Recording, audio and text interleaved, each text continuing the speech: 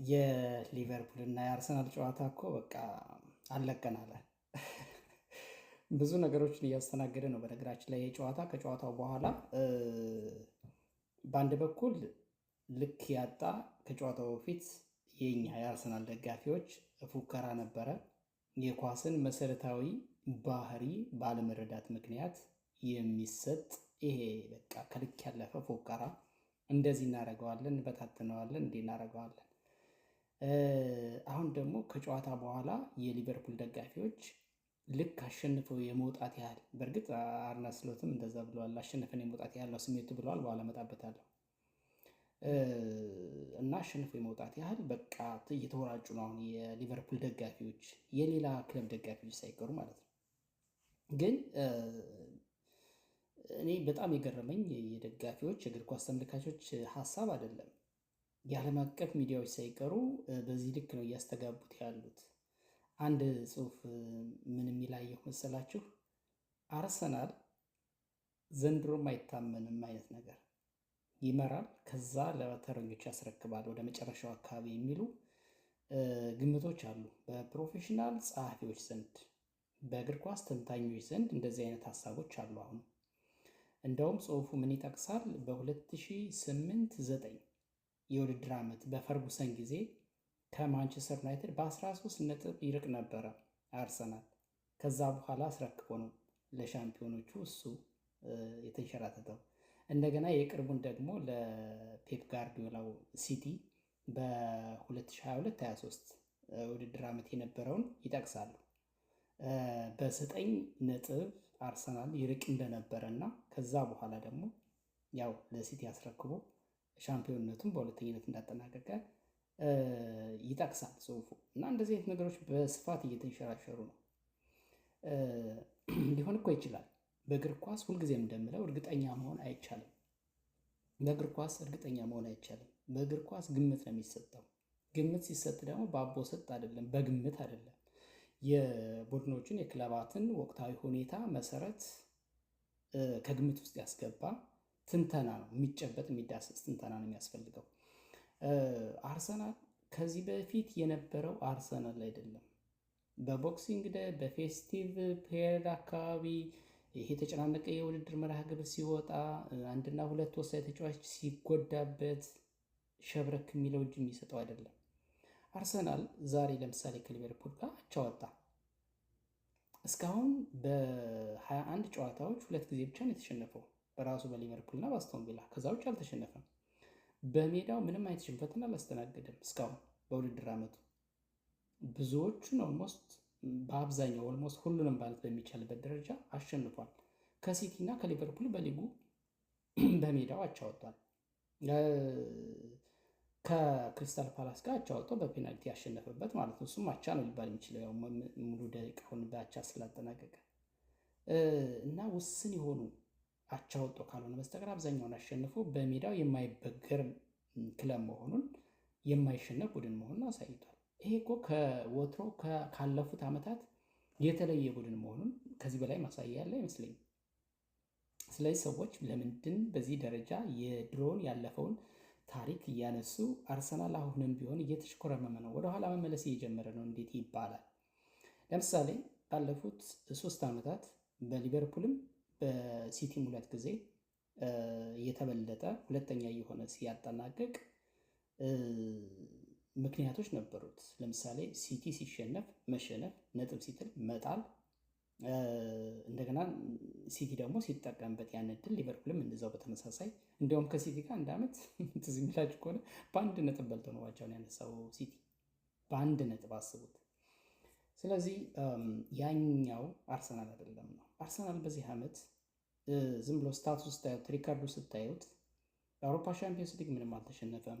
በእንግሊዝ ፕሪሚየር ሊግ 2 ጊዜ ብቻ ነው የተሸነፈው። ውስን አቻዎች አሉት፣ አብዛኛውን አሸንፏል። በሜዳው አልተሸነፈም እያልን እየገለጽን ነው። በመሀል ላይ በጉዳት በጣም ተፈትኖ ነበረ። ወሳኝ የአጥቂ ክፍል፣ የአማካይ ክፍል፣ ተከላካይ ክፍል ተጫዋቾች ተጎድተውበት ነበረ። በተለይ የተከላካይ ክፍል የጋብሪኤል እና የሳሊባ ጥምረት አለመኖሩ ብዙ ክፍተት ፈጥሮበታል። ለምሳሌ ከዚህ በፊት ባቻነትም የተሸነፋቸውም በተለይ በአስቶን ቪላ ሲሸነፍ እሱ ዋጋ አስከፍሎታል። አሁን እኮ ለምሳሌ ዛሬ በሊቨርፑል ጨዋታ ጎል የማስቆጠር ችግር እንጂ ጎልቶ የታየበት በመከላከል እኮ ምንም አይነት ክፍተት አልታየበትም። ኦፍኮርስ ምንም አይነት ኢላማውን የጠበቀ አንድ ሙከራ አላደረግም ሊቨርፑል አይደለ? በስታቱ መሰረት እንደዛ ነው። ያ ምንድን ነው? የተከላካይን ጥንካሬ ያሳያል። እንዲሁ ሙከራ እንኳን ግምታዊ ሙከራ እንኳን ወደ ጎል ዝም ብሎ የተለጋ እንኳን ወደ 8 ብቻ ነው ሙከራ ያደረገው። ስለዚህ በክሊንሺት ነው የወጣው። ጎል አልተቆጠረበትም፣ ሙከራም አልተሞከረበትም። ኦን ታርጌት ማለት ወደ ነበረው የአርሰናል ይሄ በጣም አስተማማኙ የተከላካይ ክፍል አደረጃጀት እየመጣ ነው ማለት ነው። አሁን የሚቀረው ምንድነው? ጎል የማስቆጠሩ ላይ ነው ክፍተቱ ማለት ነው እና የመሀል ክፍሉ። ስለዚህ ማን ነው ሊቨርፑል እጅግ በጣም ጥንቃቄን መርጦ ወደዚህ ጨዋታ ገባ ይመስለኛል። ታርጌቱ ማቻ መውጣት ነበረ። ምክንያቱም አርነ ስሎት ከጨዋታው በኋላ የሰጡት መግለጫ እሱን ነው የሚያሳየው። አሁን ከጀርባ እንደምትመለከቱት አይፊል እንዳሸነፍኩ ያህል ተሰምቶኛል። እንደማልባረር አውቀዋለሁ ብሸነፍም፣ ግን በዚህ ጨዋታ ያሸነፍኩ ያህል ተሰምቶኛል፣ ያሸነፍን ያህል ተሰምቶናል የሚል ይዘት ያለው መግለጫ ሀሳብ ሰጥተዋል። ምን ማለት ነው?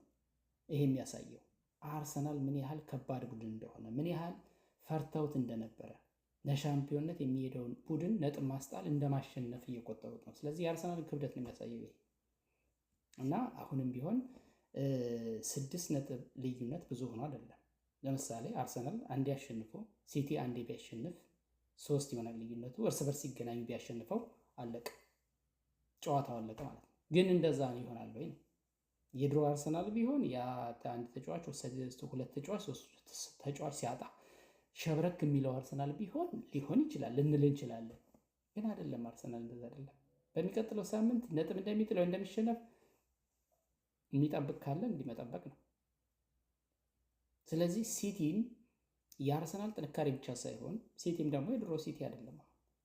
አሁን አርሰናልን ነጥብ ሊያስጥል የሚችል ወይም ደግሞ ሊቀደም የሚችል ተብሎ የሚገመተው አስቶን ቪላ ወይም ሲቲ ነው አይደለ? ተመሳሳይ እኩል ነጥብ ነው ያላቸው። በ6 ነጥብ ልዩነት ርቀት ነው የሚከተሉት አርሰናልን። ኦፍኮርስ በሂሳባዊ ስሌት ገና 17 ጨዋታዎች አሉ በሊጉ።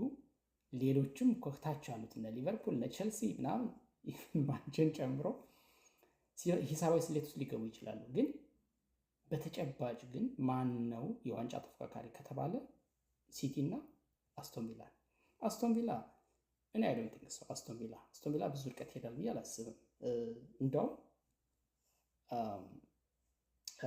ይሸነፋል በቀጣይ ጨዋታዎች፣ በቀላሉ ነጥብ ይጥላል ነው ያወጣው ነጥብ እሱም እንደ ሲቲ።